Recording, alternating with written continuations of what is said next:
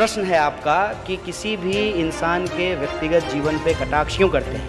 बिल्कुल नहीं करना चाहिए जब तक वो जीवन व्यक्तिगत है।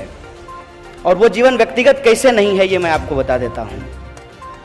मेरी माँ है, आपकी भी माँ होगी, हम सबकी माँ है, ये कोई नई बात नहीं है। और हर किसी का अपना एक स्ट्रगल होता है।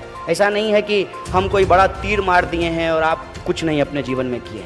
हर इंसान अपने जीवन में एक स्ट्रगल करता है, लेकिन जब उसका मार्केटिंग किया जाता है, इसको आप समझिए कि मार्केटिंग क्या होता है। मार्केटिंग ये होता है कि आप कितने भी नालायक क्यों ना हो, नोटबंदी के बाद अगर आपकी माँ 90 बरस की होगी तो आप उसको एटीएम के बाहर नहीं खड़ा करेंगे, ये मेरा भरोसा है।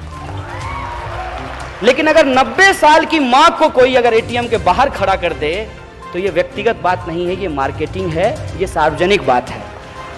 और ये सार्वजनिक बात जब है तब उसका क्रिटिसिज्म भी किया जाएगा। उस माँ को मैं नमस्कार करता हूँ, मैं अपना आदर प्रस्तुत करता हूँ उनको।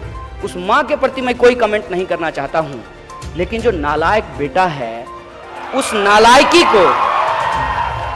नालायकी को छुपाने के लिए जब वो अपने माँ का इस्तेमाल करता है तब हमको उस पर सवाल करना चाहिए, हमको सवाल पूछना चाहिए।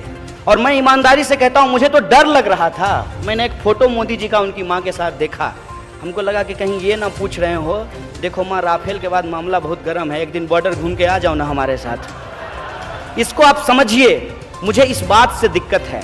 बहुत सारे लोगों ने अपनी पत्नियां छोड़ दी, इसमें कोई दिक्कत नहीं है। लेकिन जब आप गला फाड़ फाड़ के कहते हैं कि हम मुस्लिम महिलाओं को न्याय दिलाना चाहते हैं, इसलिए हम तलाक पे कानून लेकर के आए हैं, स्वागत है आपका।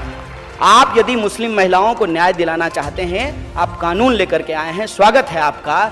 लेकिन उन महिलाओं का क्या जो बिना तलाक दिए ही जिनको छोड़ करके भाग गए हैं लोग, उनका क्या? और ये सवाल मैं क्यों उठा रहा हूं, आप मुझे बताइए कि वो इतने साल से राजनीतिक जीवन में हैं, ये पत्नी का सवाल कब उठ करके सामने आया है? जब चुनाव आयोग ने कहा कि यदि आप शादीशुदा हैं तो उस कॉलम को आप छोड़ नहीं सकते हैं, उस कॉलम को आपको भरना पड़ेगा। और ये क्या होती है?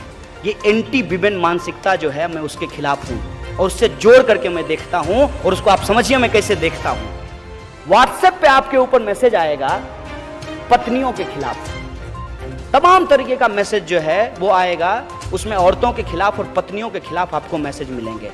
अगर शादी इतनी ही बुरी चीज है, अगर शादी करने वाले सारे लोग खराब ही होते हैं, जो भी शादी करता है वो समाज में लूटता है और लूट मार मचाता है, तो मुझे बताइए गब्बर सिंह की तो शादी नहीं हुई थी, वो किसके लिए लूट रहा था? असल मुद्दा यह है कि जो शादीशुदा जिंदगी जीने वाले लोग हैं, अपने जो जीवन के जद्दोजहद में वो लगे रहते हैं, उस बात को डिमीन करने के लिए, उस बात को नीचा दिखाने के लिए और इस बात को बढ़ा चढ़ा करके स्थापित करने के लिए कि यदि हम शादीशुदा नहीं किए हैं तो हम बाय डिफॉल्ट ईमानदार हैं, क्योंकि हम किसके लिए चुराएंगे। और ये कोई मोदी जी की बात नहीं है। मैं आपको याद दिलाना चाहता हूं, जब अटल बिहारी वाजपेयी प्रधानमंत्री बने थे तब भी यही कहा गया था कि अटल जी किसके लिए चुराएंगे, क्योंकि उनको तो कोई है ही नहीं, वो शादी ही नहीं की है। फिर मोदी जी के लिए यही बोला गया कि वो शादी ही नहीं किए हैं, वो किसके लिए चुराएंगे। और अब योगी जी के लिए बोला जा रहा है कि वो शादी ही नहीं किए हैं तो किसके लिए चुराएंगे। मतलब इस देश में जो लोग शादी कर लिया है वो सिर्फ और सिर्फ चोरी करता है। चंबल के जितने भी डाकू हैं वो शादीशुदा नहीं हैं, वो क्यों लूट रहे हैं ये मुझे समझा दीजिए। ये जो औरत के खिलाफ मानसिकता है, औरतों के खिलाफ जो मानसिकता है, हम उस मानसिकता के खिलाफ हैं। क्यों हम स्वीकार नहीं करेंगे, हमको बताइए। अगर हमने शादी की है तो कोई अपराध किया है क्या, कोई पाप किया है कि हम स्वीकार नहीं करेंगे कि हमने शादी की है? हम इसलिए छुपाते हैं ताकि वो जो हमारा मार्केटिंग है उस मार्केटिंग का पॉइंट कम हो जाए। और ये जो मार्केटिंग के पॉइंट हैं, इस पॉइंट पे हमको किसी इंसान को नहीं जज करना है। हमको उस व्यक्ति के, प्रधानमंत्री के बतौर क्या काम है, इस पे हमको जज करना है।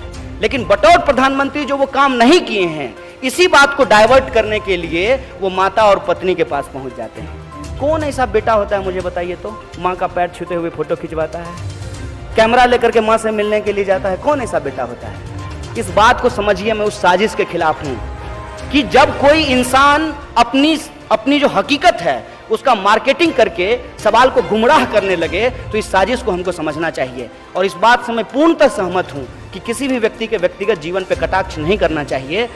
मसलन कोई भी व्यक्तिगत जो बयानबाजी होती है व्यक्तिगत जीवन को लेकर के, उससे बचने का प्रयास करना चाहिए। लेकिन जरूरत इस बात की है कि वो बात व्यक्तिगत हो। सार्वजनिक जीवन में अगर कोई बात है तो उसके बात